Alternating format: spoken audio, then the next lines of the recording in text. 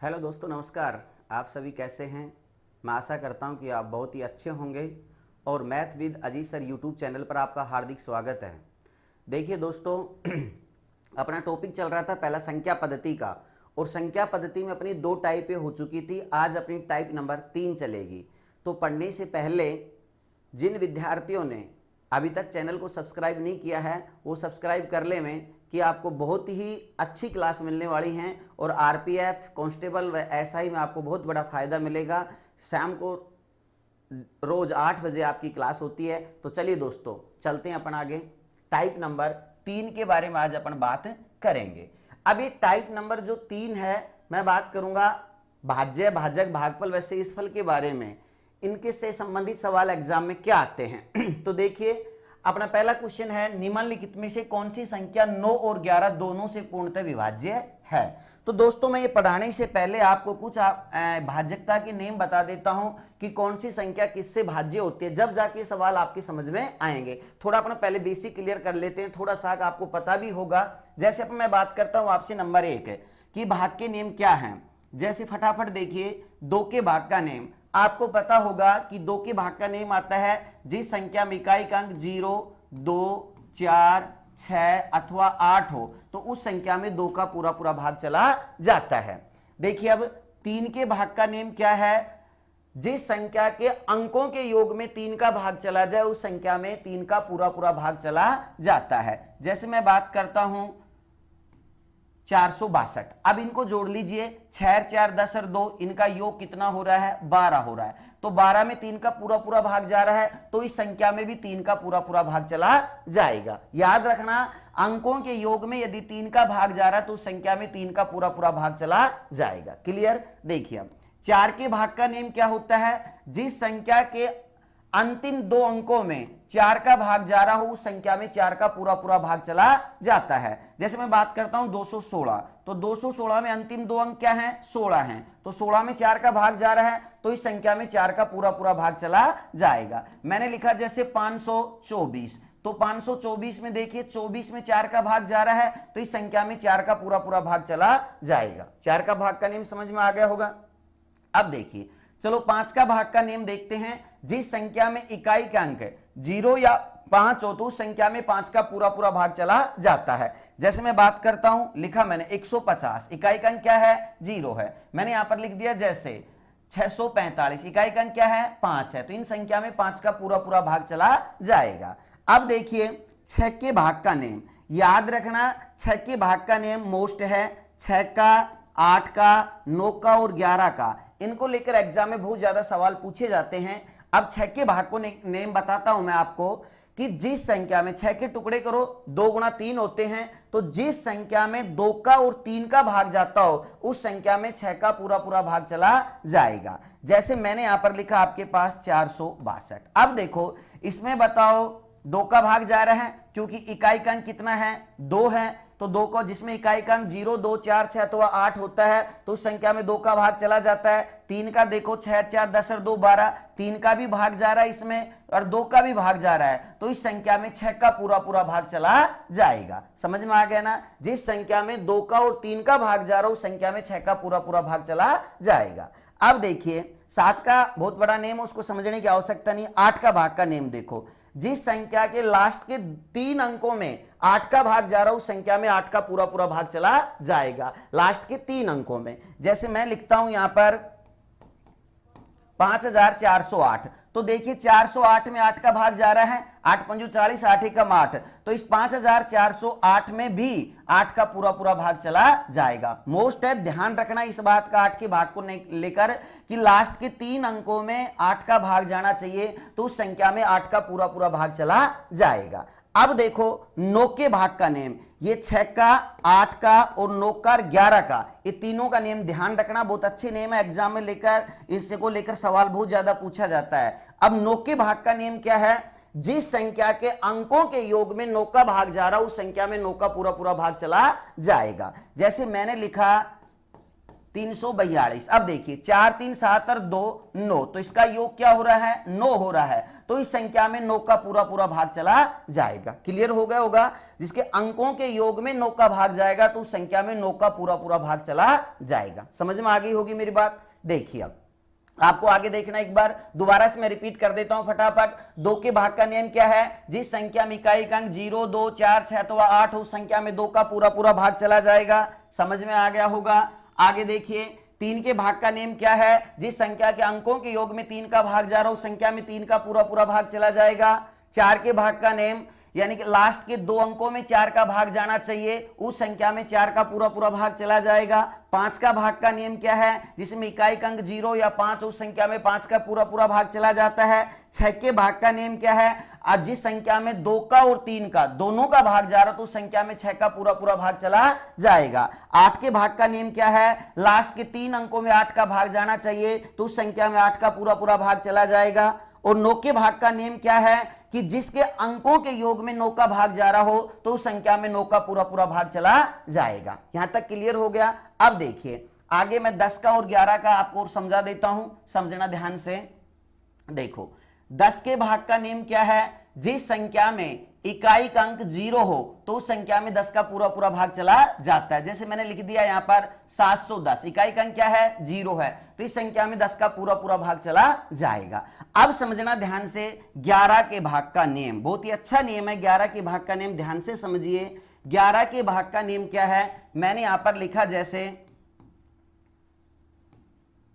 देखो 5423 लिख दिया। अपन देखते हैं कि इस संख्या में 11 का भाग जा रहा है कि नहीं जा रहा है। तो आपको क्या काम करना है, ध्यान से समझिए। मोस्ट है 11 के भाग का नियम, आपको 6 का, 8 का, 9 का और 11 का, इनके भाग का नियम आना बहुत जरूरी है। इनको लेकर एग्जाम में सवाल पूछा जाता है।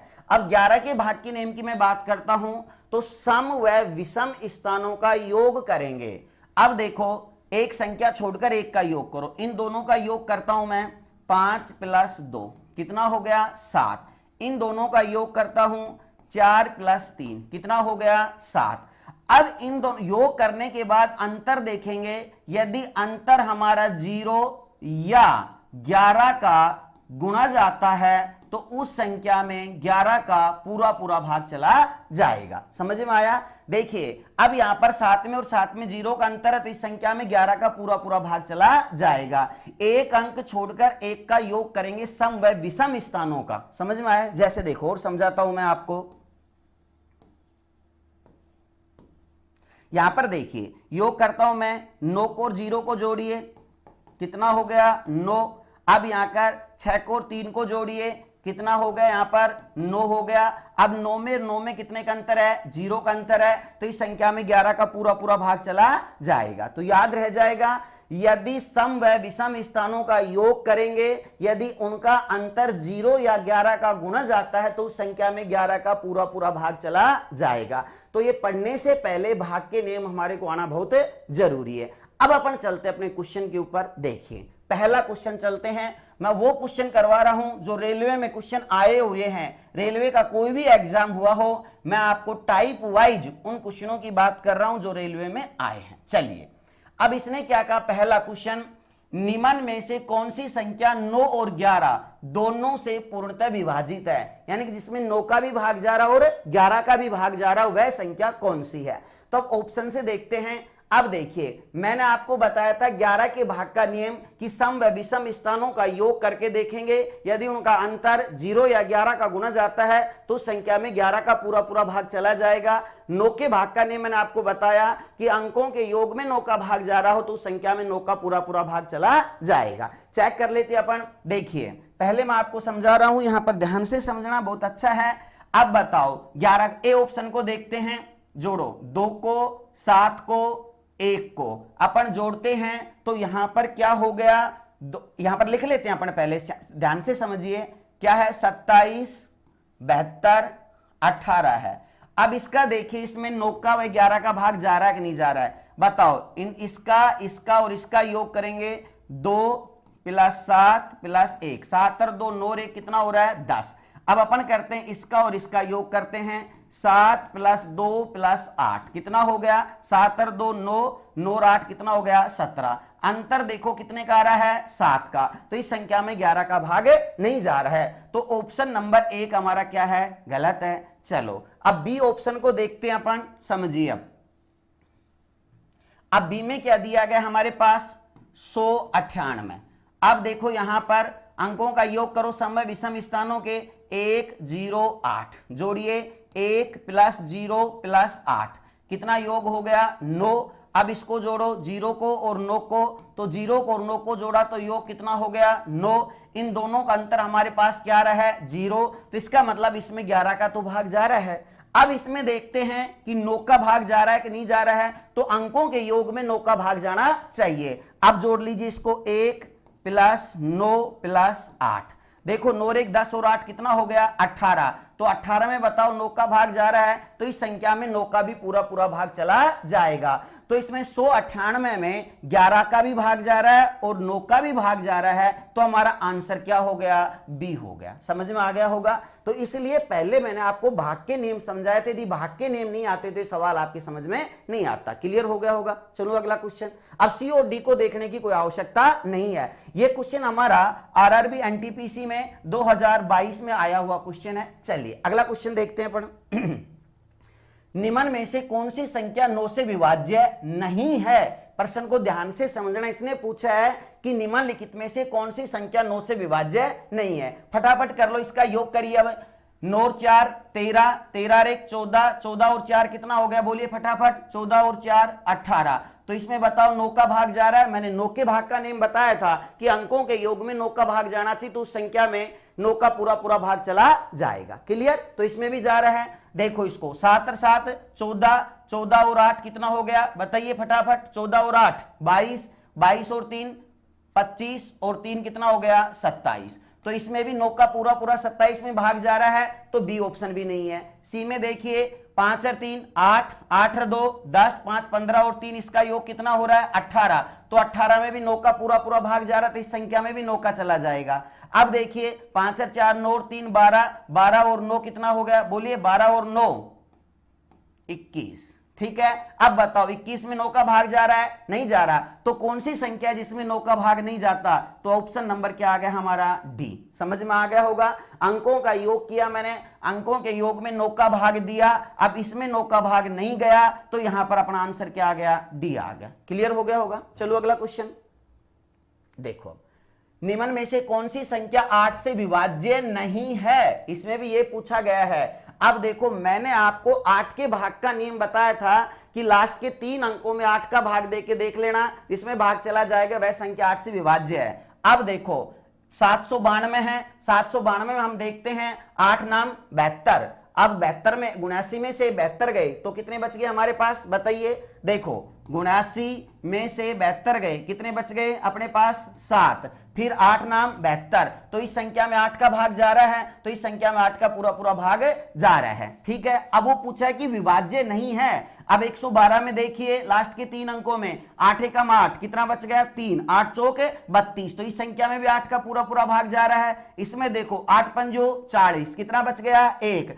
अब 12 में देखो 8 एकम 8 नहीं जा रहा, तो हमारा ऑप्शन कौन सा हो गया? सी हो गया। क्लियर हो गया होगा। अब जैसे इसको भी देखना चाहते हो तो आप देख सकते हो, नहीं देखने की कोई आवश्यकता नहीं है, तो हमारा आंसर क्या आ जाएगा? सी हो जाएगा। यह क्वेश्चन हमारा आरआरबी एनटीपीसी में 2022 में आया हुआ क्वेश्चन है। क्लियर हो गया। दोबारा से सुन लीजिए, मैंने आपसे पहले कहा था कि 6 का 8 का 9 का और 11 के भाग का नियम दोस्तों आना चाहिए। इनको लेकर सवाल बहुत ज्यादा एग्जाम में पूछे जाते हैं। तो क्लियर हो गया होगा। सी ऑप्शन आएगा। लास्ट के 3 अंकों में भाग चला जाए तो संख्या में 8 का भाग चला जाता है। क्लियर। चलो अगला क्वेश्चन देखो। यदि 7 अंकों की संख्या 50 4x 5y 3 11 से विभाज्य है, तो x और y के योग का कोई एक मान क्या होगा? अब ध्यान से समझना, यहां पर क्या लिखा हुआ है दोस्तों? 50 4x 5y और ये 3 है। अब मैंने आपको बताया था कि 11 के भाग का नियम क्या होता है कि सम व विषम स्थानों का योग करके देखेंगे। अब उनका अंतर या तो 0 आना चाहिए या 11 का गुणज आना चाहिए, तो उस संख्या में 11 का पूरा पूरा भाग चला जाता है। देखो 5 को जोड़ो, 4 को, 5 को, 3 को। अब जोड़ते हैं 5 + 4 + 5 + 3, जोड़ लीजिए 5 और 4 9, 9 और 5 14, और 14 और 3 कितना हो गया हमारे पास 17। अब देखो यहां पर जोड़िए 0 को, x को और y को। मैंने जोड़ा 0 x और ये क्या हो गया y, तो इसका योग भी क्या आना चाहिए 17 आना चाहिए। तो इस संख्या में 11 का पूरा पूरा भाग चला जाएगा। तो 17 योग कब आएगा, अब देखिए ऑप्शन में देख लो, बस 17 योग आना चाहिए। क्लियर हो गया ना, इसने यही पूछा है कि x और y के योग का मान क्या होगा। तो यहां पर 0 है तो 0 पक्षांतरण कर देते, या कोई संख्या होती तो यहां पर बस सिर्फ x + y हो गया, तो x + y का मान कितना आ गया 17 आ गया। समझ में आ गया होगा। दोबारा एक बार देख लेना, सम व विषम स्थानों का योग किया, इसका योग कितना आया 17, तो इसका योग भी क्या आना चाहिए 17 आना चाहिए। तो 0x + y, तो 0 का कोई वो नहीं है, तो x + y का मान कितना आना चाहिए 17 आना चाहिए। क्लियर हो गया। तो ऑप्शन हमारा क्या हो जाएगा सी हो जाएगा। ये क्वेश्चन हमारा आरआरबी एनटीपीसी में 2022 में आया हुआ क्वेश्चन है। क्लियर हो गया। चलो अगला क्वेश्चन देखो, यदि संख्या 64 84 y 6 8 से विभाज्य है तो y का न्यूनतम मान ज्ञात कीजिए। अब देखो यहां पर क्या लिख दिया इसने 64 84 y 6, यह संख्या 8 से पूर्णतः विभाजित है, तो y का न्यूनतम मान क्या हो सकता है। अब मेरी बात सुनना, मैंने आपसे क्या कहा था 8 के भाग का नियम मैंने बताया कि अंतिम 3 अंकों में 8 का भाग जाना चाहिए, तो उस संख्या में 8 का पूरा पूरा भाग चला जाएगा। अब अपन इसको ऑप्शन रख के देखेंगे। अब इसमें ऑप्शन में भी वो ऑप्शन देखेंगे जो सबसे छोटा है। सबसे छोटा ऑप्शन क्या है ए है। यदि मैं इसकी जगह 1 रखता हूं तो ये कितना हो गया 416, तो 416 में देखिए y की जगह मैंने क्या रख लिया 1 रख लिया, तो 416 बन गया। 416 में देखो 8 का भाग जा रहा है क्या, 8 पंजू 40, कितना बच गया 1, 8 दूनी 16। तो यहां पर y की जगह यदि न्यूनतम मान मैं 1 रखता हूं तो इस संख्या में 8 का पूरा पूरा भाग चला जाएगा। ध्यान रखना ऑप्शन में न्यूनतम संख्या पूछे, कोई और भी आ सकता था, ऐसी कोई बात नहीं है, लेकिन इसने न्यूनतम मान पूछा तो ऑप्शन में जो सबसे छोटा मान है सबसे पहले वो ही रख के देखेंगे। तो सबसे छोटा मान हमारे पास ए था, इसी में हमारा संयोग बैठ गया, तो हमारा आंसर क्या आ गया 1 आ गया। क्लियर हो गया सी। चलो अगला क्वेश्चन देखिए। पहले उससे पहले ग्रुप डी में क्वेश्चन आया था 2022 में। क्लियर है। चलो अगला क्वेश्चन देखो, यदि 15 अंकों वाली संख्या 4 1 5 1 2 4 3 5 6 7 8 9 7 3 4 9 से विभाजित है तो 1 का मान ज्ञात कीजिए। अब मैंने आपको 9 के भाग का नियम समझाया था, मैं इधर लिख लेता हूं। यहां पर क्या लिखा हुआ आपके पास 4 a 5 1 2 4 3 5 6 7 8 9 7 3 और ये 4। ठीक है ना। एक बार दोबारा देख लेना, मिलान कर लेना कभी गलत ना लिखा गया हो। 4 a 5 1 2 4 3 5 6, फिर क्या है 7 8 9 7 8 9 7 3 4। क्लियर है। अब इसमें यह संख्या किससे विभाज्य है 9 से, तो बताओ एक की जगह क्या आएगा। अब मैंने आपको 9 के भाग का नियम बताया था कि अंकों के योग में 9 का भाग जाना चाहिए, तो उस संख्या में 9 का पूरा पूरा भाग चला जाएगा। देखिए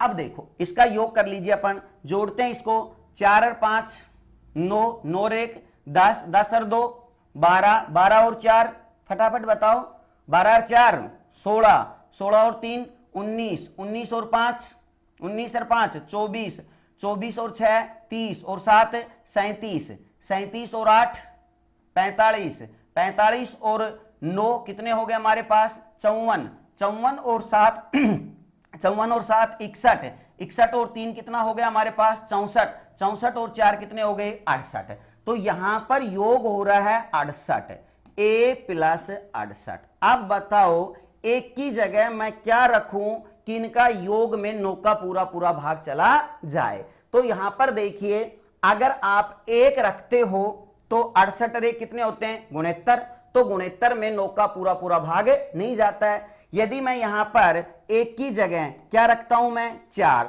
तो 68 और 4 कितना हो गया हमारे पास, जोड़ लीजिए 68 और 4 कितना हो गया 72, तो 8 नाम 72 चला गया 9 का भाग। तो एक की जगह हमारे पास क्या आएगा दोस्तों 4 आएगा, तो ऑप्शन हमारे पास क्या हो जाएगा बी हो जाएगा। क्लियर हो गया। चलो अगला क्वेश्चन, अंक दोबारा देख लेना, अंकों के योग में 9 का भाग जाना चाहिए, तो मैंने अंकों का योग किया तो इसका 68 आया, a प्लस 68 हो गया। अब मैं ऑप्शन नंबर 1 लिखा 1, तो 68 एक गुणित्तर होते हैं, गुणित्तर में 9 का भाग नहीं जाता, फिर मैंने b लिख दिया 4, तो 68 और 4 कितना हो गया 72, तो 72 में यहां पर भाग जा रहा है, तो 8 नाम 72, तो इस संख्या में 8 का पूरा पूरा भाग चला, 9 का पूरा पूरा भाग चला जाएगा। क्लियर हो गया। चलिए तो 1 का मान आ गया 4। यदि संख्या 93, 24, 8x, 6, 11 से विभाज्य है तो x का मान ज्ञात कीजिए। क्या लिखा है इसने, 93, 24, 8x और 6, यह संख्या 11 से विभाज्य है, तो x के स्थान पर क्या आएगा। तो मैंने आपको बताया कि सम व विषम स्थानों का योग करके देखना, उनका अंतर 0 या 11 का गुना जाना चाहिए, उस संख्या में 11 का पूरा पूरा भाग चला जाता है। तो देखो भाई 9, 2, 8 और 6, तो मैंने जोड़ा 9 प्लस 2 प्लस 8 प्लस में 6, जोड़ लीजिए 9 और 2 11, 11 और 8 कितना हो गया 11 और 8 19, 19 और 6 कितना हो गया 25। क्लियर। अब देखो इनको जोड़िए, 3 को 4 को और x को, 3 प्लस 4 प्लस x, तो इसका योग देखो, अब ध्यान से समझना इस बात को, इसका योग हमारे पास क्या आना चाहिए, या तो 25 आए तब, तो 25 में तो ये बैठेगा नहीं क्योंकि 4 3 7, यहां पर x का मान ही डबल बन जाएगा, तो इसका मतलब 25 नहीं, 0 अंतर तभी आएगा जब योग 25 हो, तो ये तो नियम फेल हो गया। चलो अगला देख लेते हैं। यहां पर मैंने क्या कहा, इनका अंतर 0 या 11 का गुणा जाना चाहिए। अब 11 का गुणा कब आएगा, जब 11 कब बचेगा, इसमें से कितना घटाएं कि 11 बच जाए, बताओ 25 में, और इसका अंतर लें कि कितना अंतर आए, इन दोनों का अंतर क्या आना चाहिए 11 का आना चाहिए। अब बताओ योग कितना हो कि अंतर यहां पर 11 का आ जाए, तो देखिए 25 में से 11 कम कर सकते हैं, कितने बच गए यहां पर 4, और यहां पर कितना बच गया 1, 14 बच गया। तो यहां पर यदि इनका योग 14 आ जाए तो अंतर बताओ 11 का आ जाएगा कि नहीं आ जाएगा। 25 में 14 में अंतर कितने का है 11 का है। मैंने क्या कहा था, दोबारा एक बार समझना कि या तो इन दोनों के योग का अंतर 0 या 11 का गुणज होना चाहिए, तो उस संख्या में 11 का पूरा पूरा भाग चला जाता है। यदि मैं यहां पर 0 अंतर लेता हूं तो 25 योग होना चाहिए, तो यहां पर 2 अंक वाली संख्या बन जाती है, तो ये सवाल तो गलत है। चलो अब अंतर 11 कब आएगा, जब इनका योग कितना हो 14 हो, तब अंतर 11 का आ सकता है। तो यहां पर देखिए 4 3 कितना हो गया 7, तो x की जगह हम क्या रख देते हैं 7 रख देते हैं, तो बताओ योग 14 हो गया कि नहीं हो गया। तो यहां पर x का मान कितना आएगा 7 आएगा, तो ऑप्शन नंबर कौन सा होगा डी होगा। यह क्वेश्चन 2021 एनटीपीसी में आया हुआ है। क्लियर हो गया। चलो अगला क्वेश्चन देखो, 1 और 700 के बीच की कितनी संख्याएं 17 से पूर्णतः विभाज्य हैं। अब इसका मैं एक बार छोटी सी एक बात बता देता हूं, पढ़ाने से पहले ध्यान रखना कि ऐसी कितनी संख्याएं जो किसी संख्या से विभाज्य होंगी, उसके लिए आपको 2 प्रकार के क्वेश्चन पूछ सकता है। जैसे यहां पर इसने क्या पूछा, बहुत ही इजी क्वेश्चन है मेरे दोस्तों, 1 और इसने क्या कहा 700 के बीच कितनी संख्याएं हैं जो 17 से पूर्णतः विभाजित हैं, 1 नंबर। 2 नंबर आपसे यह पूछ सकता था 1 से 700 तक कितनी संख्या हैं जो 17 से पूर्णतः विभाजित हैं। तो एक तो पूछ सकता आपसे बीच, और एक पूछता है से तक। समझना इनको दोनों बातों को ध्यान से। एक तो क्या कह रहा है 1 और 700 के बीच, और एक प्रश्न आपसे कर सकता है 1 से 700 तक। तो इसमें बीच का मतलब क्या होगा, इसमें 1 भी शामिल नहीं है और 700 भी शामिल नहीं है। क्लियर बात हो गई। और से तक पूछेगा तो इसमें 1 भी शामिल है और 700 भी शामिल है। जब ऐसा सवाल आ जाए, बीच की जब बात करता है तो 700 से पहले लेना, 700 से पहले आपके पास क्या रहा है 699, तो 699 में कोई भी संख्या पूछ रहा उसका भाग दे लेंगे, जो हमारा भागफल आएगा वही आंसर हो जाएगा। क्योंकि उसने बीच की बात करी है तो 700 इसमें शामिल नहीं है, तो इससे पहले वाली संख्या में भाग देना है। क्लियर हो गया। अगर से तक की बात करता है तो इसमें ही भाग देना है 700 में। क्लियर हो गया ना। अगर से तक की बात करेगा तो लास्ट वाली संख्या में भाग देना है, अगर बीच की बात करता तो इससे पहले वाली संख्या में भाग देना है, जो भागफल आएगा वही हमारा आंसर हो जाएगा। क्लियर हो गई। अब इसने हमारे से क्या पूछा था दोस्तों, 1 और 700 के बीच की बात कर रहा है, तो बीच की बात करी तो 700 से पहले वाली संख्या में हम 17 का भाग दे लेंगे, जो हमारा भागफल आएगा वही आंसर आ जाएगा। 700 से पहले बोलिए हमारे पास कितना आता है, 699। 699 में मैं 17 का भाग देता हूं, 17 तिया 17 चौक 68। ठीक है, कितना बच गया हमारे पास, 1। 17 एकम 17, कितना बच गया, 2। हमारे को शेषफल से कोई मतलब नहीं है, तो भागफल हमारे पास कितना आ गया, 41। तो 1 और 700 के बीच 41 ऐसी संख्याएं हैं जो 17 से पूर्णतः विभाजित हैं। क्लियर हो गया। दोबारा से सुन लेना, बीच की यदि बात करता है तो इससे पहले वाली संख्या में भाग देना है, से तक की बात करना है तो लास्ट वाली संख्या में भाग देना है। क्लियर हो गया। चलिए, तो हमारा आंसर क्या आ जाएगा, 41। ये भी 2021 एनटीपीसी में आया हुआ क्वेश्चन है, समझ में आ गया होगा। चलो अगला क्वेश्चन देखिए, 3 से 60 के बीच ऐसी कितनी विषम संख्याएं हैं जो 5 से पूर्ण रूप से विभाज्य हैं। तो ये तो वैसे सिंपल साक है, लेकिन ध्यान रखना इसने किसकी बात करी है बेटा, सवाल को ध्यान से समझना, गलती मत कर देना। सभी संख्याओं की बात करता तो अलग बात थी, लेकिन इसने केवल किसकी बात करी है, विषम संख्याओं की बात करी है, 5 से जो पूर्णतः विभाजित हैं, 3 से और 60 के बीच। तो इसको वैसे मौखिक रूप से हल करेंगे। देखो 5 एकम 5, अब बताओ 10 है, सम संख्या है, 5 ते 15, 5 चौका 20 सम है, 5 25, 5 छंगा 30 सम है, 5 सत्तू 35, 40 क्या है, सम है, 5 नाम 45, 50 है क्या है, सम है, तो इसके बाद क्या आएगी 55। अब सुनिए, बीच की बात कर रहा है, 60 अगला वैसे भी सम है, संख्या गिन लीजिए, 1 2 3 4 5 और 6 संख्याएं होगी। तो मौखिक रूप से भी आप सवाल को बता सकते हो। तो 6 ऐसी संख्याएं हैं, विषम संख्याओं की बात करी थी तो 5 15 25 35 45 और 55, 6 संख्याएं ऐसी हैं जो कि 5 से पूर्णतः विभाजित है। विषम संख्याओं की बात करी थी तो विषम संख्याएं 6 ही हैं। तो हमारा आंसर क्या आएगा दोस्तों, डी आ जाएगा। क्लियर। चलो अगला क्वेश्चन,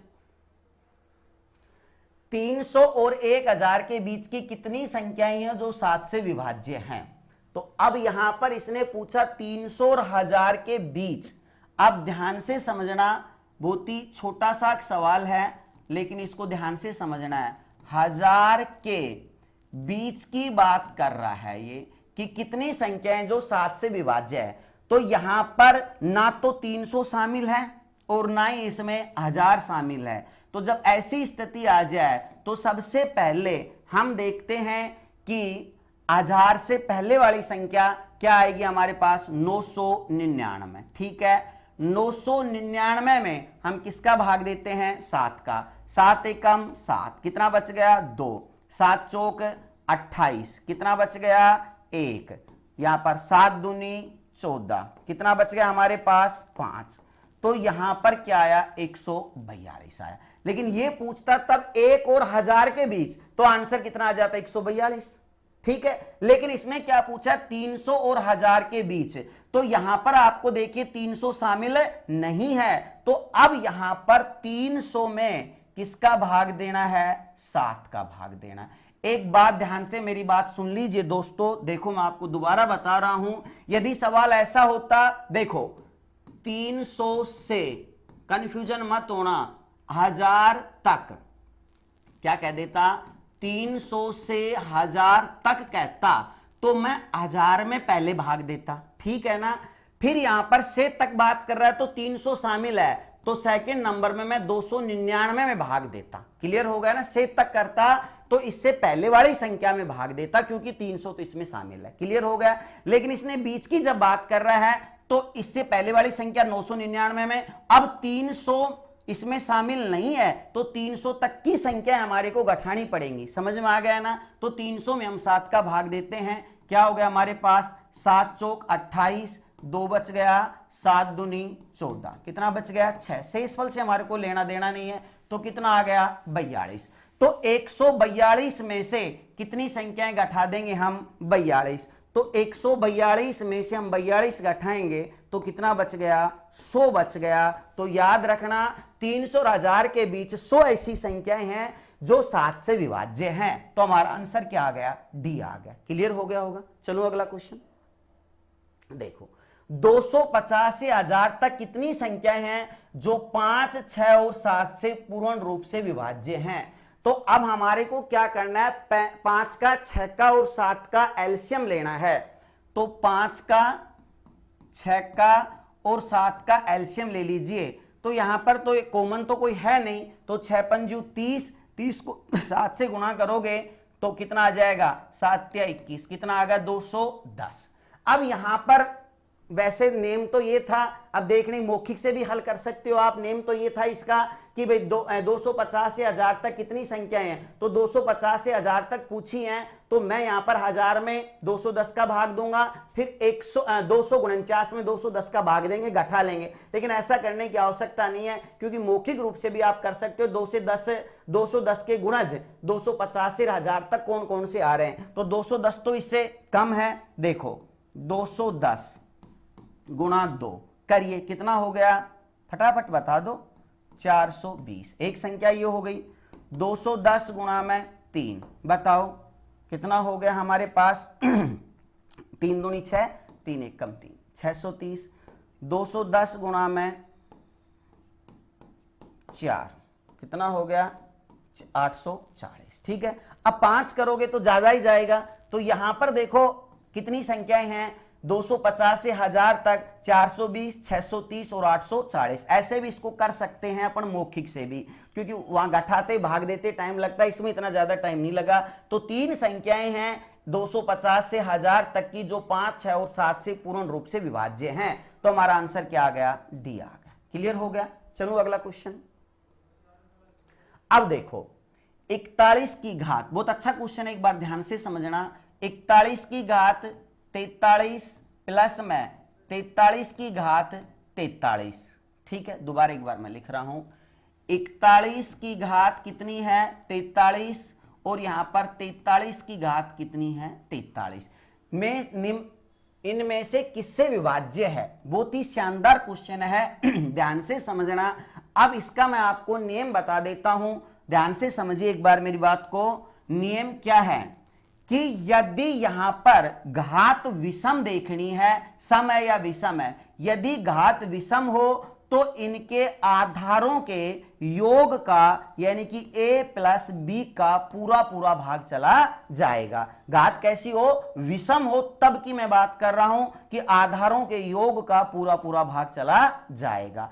अब देखिए दूसरी बात मैं आपसे बात करूं, यदि यहां पर घात क्या आ जाती है, सम आ जाती, घात क्या आ जाती, सम आ जाती, तो आधारों के योग का भी, आधारों के अंतर का भी, योग व अंतर के गुणनफल का भी पूरा पूरा भाग चला जाएगा। याद रखना इस बात का कि यदि घात विषम है तो आधारों के योग का पूरा पूरा भाग चला जाएगा। यदि घात सम होती है तो आधारों के योग का भी, अंतर का भी, योग व अंतर के गुणनफल का। जब योग का अंतर का जा रहा है तो गुणनफल का तो भाग जाएगा।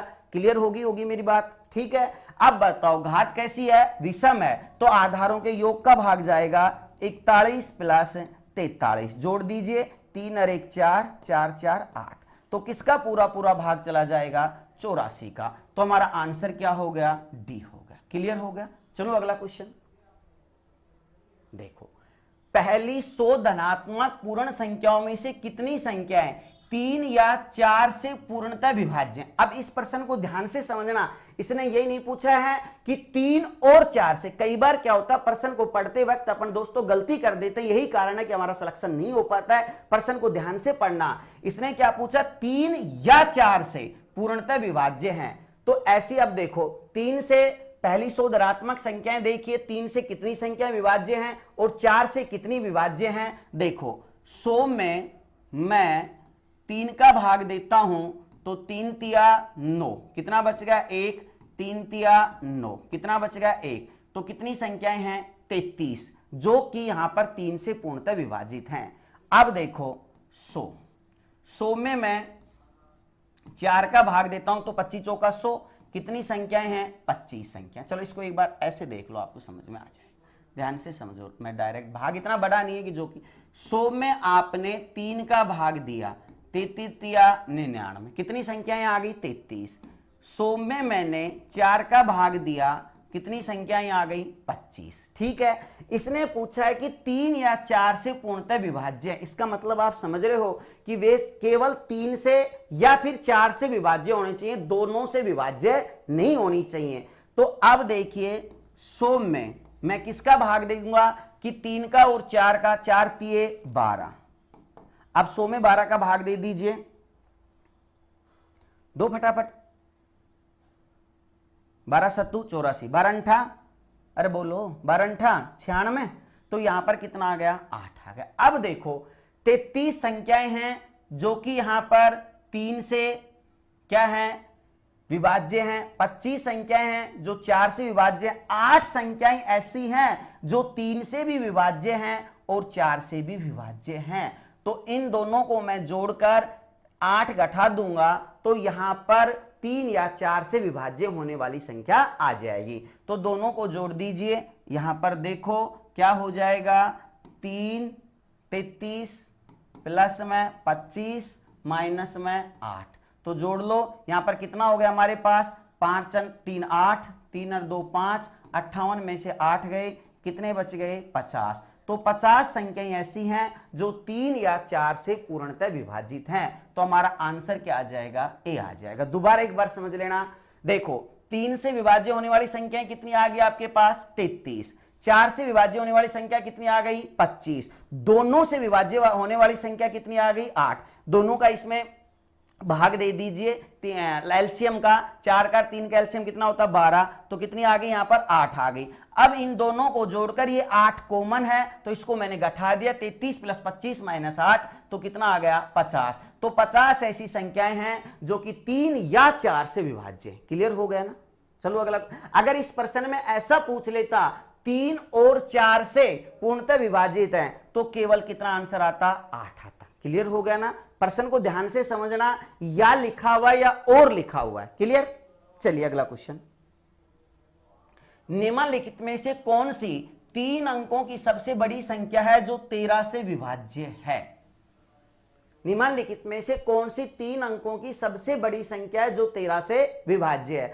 तो सबसे पहले मेरे को क्या काम करना है कि 3 अंकों की सबसे बड़ी संख्या लिखनी है। आपको पता होना चाहिए कि देखो मैं बता देता हूं, 1 अंक की सबसे बड़ी संख्या 9, 2 अंक की सबसे बड़ी संख्या 99, 3 अंक की सबसे बड़ी संख्या 999, 4 अंक की 9999, यानी कि जितने भी अंकों की बात करता उतना ही 9 के लगा देना, वो बड़ी से बड़ी संख्या हो जाएगी। जैसे 5 अंकों की बड़ी से बड़ी संख्या 5 9 के लिख दो। अगर छोटी से छोटी संख्या की बात करता है, जैसे 2 अंकों की छोटी से छोटी संख्या 100, 3 अंकों 10, 3 अंकों की 100, 4 अंकों की 1000, यानी कि 1 के आगे 1 0 कम लगाना है। क्लियर हो गया। तो अब देखिए आप यहां पर इसने क्या पूछा, निम्नलिखित में से कौन सी 3 अंकों की सबसे बड़ी संख्या जो 13 से पूर्णतः विभाजित है। तो 3 अंकों की सबसे बड़ी संख्या लिखो। तो 3 अंकों की सबसे बड़ी संख्या क्या आ गई हमारे पास 999। क्लियर हो गया। अब इसमें आप 13 का भाग दे दीजिए, बताओ भाग दीजिए, 13 सत्तू 91, कितना बच गया हमारे पास 8, 13 छक्की 78, कितना बच गया हमारे पास 11। ठीक है। अब इसने क्या पूछा है, अब ध्यान से समझना मेरी बात को कि बड़ी से बड़ी, यहां पर एक सवाल यह भी आ सकता था छोटी से छोटी संख्या का भी, बड़ी से बड़ी संख्या का भी। यदि बड़ी से बड़ी संख्या पूछता है तो हमारे पास घटाने वाला नियम काम में आएगा। आपने पढ़ा होगा कि क्या घटाया जाए कि वह संख्या उससे विभाज्य हो जाए, तो जो शेषफल बचता है उसको घटा देते हैं। ठीक है ना। अगर जोड़ने की बात करता है तो इन दोनों का अंतर जोड़ा जाता है तो वह संख्या उस संख्या से विभाज्य हो जाती है। ये याद रखने की बात है। देखिए आपने पढ़ा भी होगा पहले, मैं दोबारा बता देता हूं। पहले ध्यान से सुनो, घटाने और जोड़ने का नियम, यदि घटाने की बात करता है कि क्या घटाया जाए कि फला संख्या से विभाज्य हो जाए, तो शेषफल जो बचता है उसको घटा दीजिए, वह संख्या उससे विभाज्य हो जाएगी। दूसरी बात, यदि जोड़ने की बात करता है तो शेषफल का और भाजक का दोनों का अंतर लेंगे, वो जोड़ देंगे तो वह संख्या उससे विभाज्य हो जाएगी। अब चलिए अपने क्वेश्चन पर आते हैं। यदि आपसे बड़ी से बड़ी संख्या पूछता है तो यहां पर घटाने वाला नियम काम में लेंगे। कौन सा नियम काम में लेंगे? घटाने वाला। अगर छोटी से छोटी संख्या पूछता है तो जोड़ने वाला नियम काम में लेंगे, विशेष याद रखना। तो अब घटाने वाला नियम काम में लेते हैं कि क्या घटाया जाए? 11। तो यहां पर 999 में से हम क्या घटा देते हैं? 11। 8 बच गया, 8 बच गया, 9 बच गया, तो क्या आ गया? 988। 3 अंकों की ऐसी संख्या बड़ी से बड़ी जो 13 से पूर्णतः विभाजित है। तो हमारा आंसर क्या आ जाएगा? सी आ जाएगा। क्लियर हो गया होगा, समझ में आ गया होगा मेरे दोस्तों। तो आज की क्लास को हम यहीं पर समाप्त करते हैं। मैं आशा करता हूं कि आपको बहुत ही शानदार समझ में आया होगा। बाकी अपन बात करेंगे इस टॉपिक को लेकर कल। धन्यवाद दोस्तों।